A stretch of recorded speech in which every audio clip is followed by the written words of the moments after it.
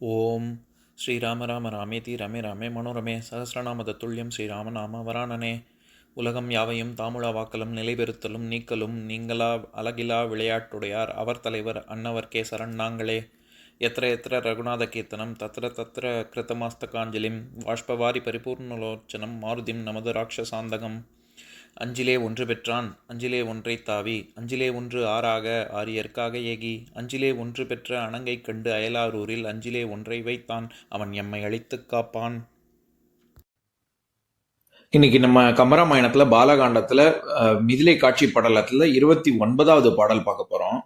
மலர்மேல் நின்று இம்மங்கை இவ்வையத்திடை வைக பலகாலும் தம் மேனி நனி வாடும்படி நோற்றார் அழகு ஓவு இல்லா அந்தணரோ நல் அறமேயோ உலகோ வானோ உம்பர்குலோ ஈது உணரேமால். இதுதான் பாட்டு. இப்ப நம்ம பதம் பிரிச்சு பொருள் பார்க்கலாம்.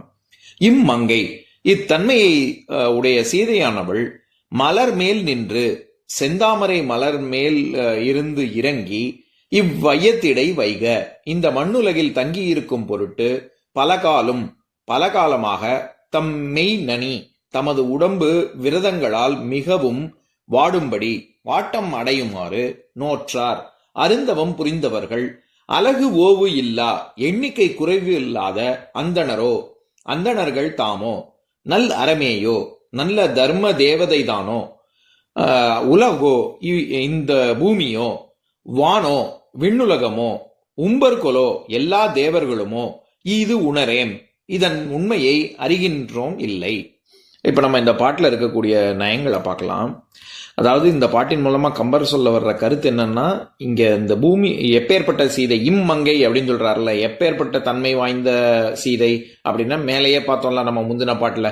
அதாவது அணையாள் மேனி கண்ட பெண் அண்டத்து அரசராளும் வினையோர் மேவும் மேனகை ஆதி மகளிர் வேர்க்கண் இணையோர் உள்ளத்து இன்னலியோர் அப்படின்னு அந்த மாதிரி அவர் தேவலோக கன்னிகைகள்லாம் வருந்தும்படியாக இருக்கக்கூடிய பேரழகு படைத்த சீதை அப்படிங்கிறத தான் அதை போன பாடலினுடைய தொடர்ச்சியை தான் இங்கே.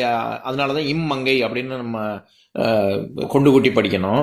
அந்த தன்மையிலான சீதையானவள் இந்த பூமியில மேலிருந்து அந்த மலர் செந்தாமரை மலர்ல இருந்து கீழே இறங்கி வந்து நம்ம இந்த பூமியில வாழ்வதற்கான காரணம் என்ன அப்படிங்கிறத கம்பர் விவரிக்கிறார். நான் ஏற்கனவே சொல்லியிருக்கேன். அதாவது நம்மள மாதிரி சாதாரணப்பட்டவர்கள் மனிதர்கள் ஏன் பிறக்கிறோம் இறக்குறோம் அப்படின்னா வினை பயன். வினையை நம்ம செஞ்ச நல்வினைன்னா நல்ல பிறப்பா இருக்கும், தீவினைன்னா தாழ்ந்த பிறப்பா இருக்கும்.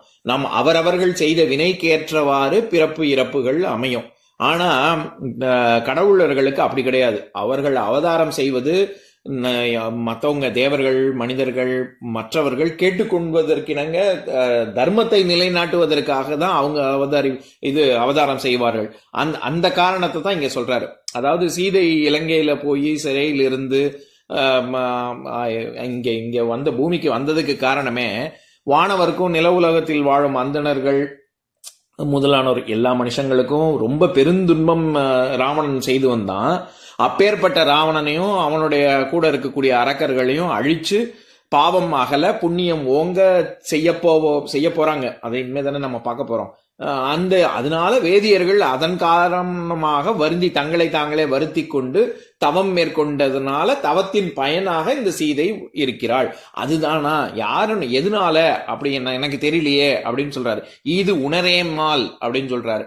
நான் ஏற்கனவே சில பாடல்களுக்கு முன்னாடி பார்த்திருக்கோம். அதாவது வினை முற்று ஏம் அப்படின்னு முடிஞ்சதுன்னா அது பன்மை வினை முற்று. அதாவது என்னன்னு எங்களுக்கு எல்லாம் தெரியலையே, யாருக்குமே தெரியாது அப்படின்னு சொல்றாரு. அது தனக்கு மட்டும் கம்பர் இது எதனால சீதை இங்க அவதரித்தாள் அப்படிங்கிறதுக்கான காரணம் எனக்கு மட்டும் தெரியாதுன்னு சொல்லல. இது உணரேமால், ஆள்ங்கிறது அசைச்சொல். உணரேமால் அப்படின்றது நம்ம அந்த திருக்குறள்ல கூட இதே மாதிரியான ஒரு சொல்லாடல் இருக்கும்.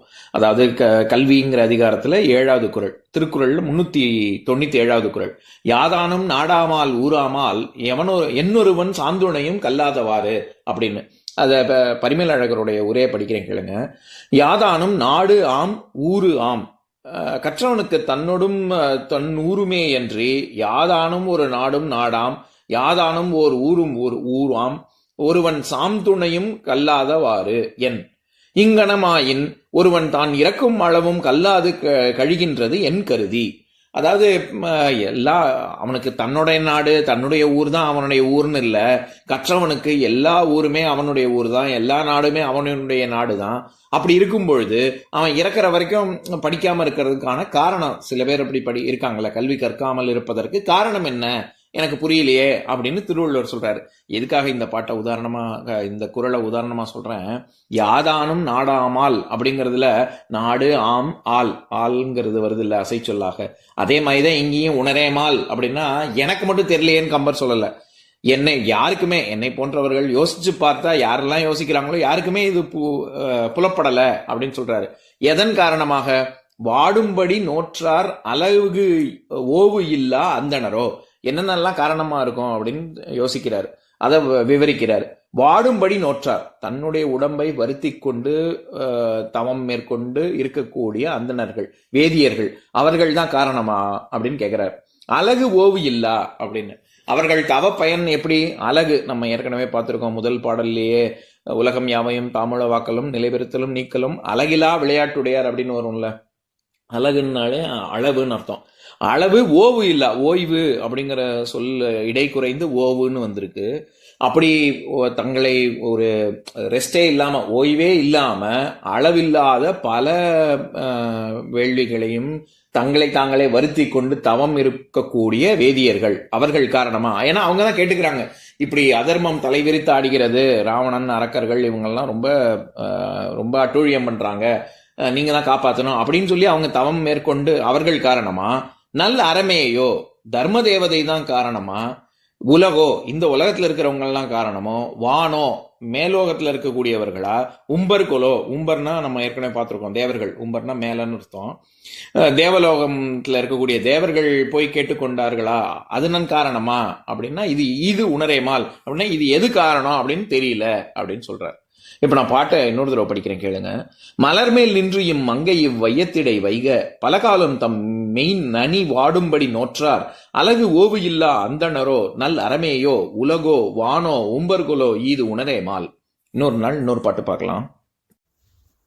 ஓம் சாந்தாகாரம் புஜகசயனம் பத்மநாபம் சுரேஷம் விஸ்வாதாரம் ககனசத்ரசம் மேகவர்ணம் சுபாங்கம் லக்ஷ்மீகாந்தம் கமலநயனம் யோகி ஹிருத்யானகம்யம் வந்தே விஷ்ணும் பவபயஹரம் சர்வலோகைகநாதம். உம்பரோடு இம்பர்காரும் உலகம் ஓர் ஏழும் ஏழும் எம்பெருமான் என்று ஏத்தி இறைஞ்சி நின்று ஏவல் செய்ய தம்பியரோடும் தானும் தருமமும் தரணி காத்தான் அம்பரத்து அனந்தர் நீங்கி அயோத்தியில் வந்த வள்ளல். ஓம் பூர்ணமதః பூர்ணமிதம் பூர்ணாத் பூர்ணமுதஸ்யதே பூர்ணஸ்ய பூர்ணமாதாய பூர்ணமேவாவசிஷ்யதே. ஓம் சாந்தி சாந்தி சாந்திः. ஓம் சர்வேஷாம் ஸ்வஸ்திர்பவது சர்வேஷாம் சாந்திர்பவது சர்வேஷாம் பூர்ணம் பவது சர்வேஷாம் மங்களம் பவது. ஓம் சாந்தி சாந்தி சாந்திः. ஓம் சர்வே பவந்து சுகினः சர்வே சந்து நிராமயாः சர்வே பத்ராணி பஷ்யந்து மா கஷ்சித் துக்கபாக் பவேத். ஓம் சாந்தி சாந்தி சாந்திः.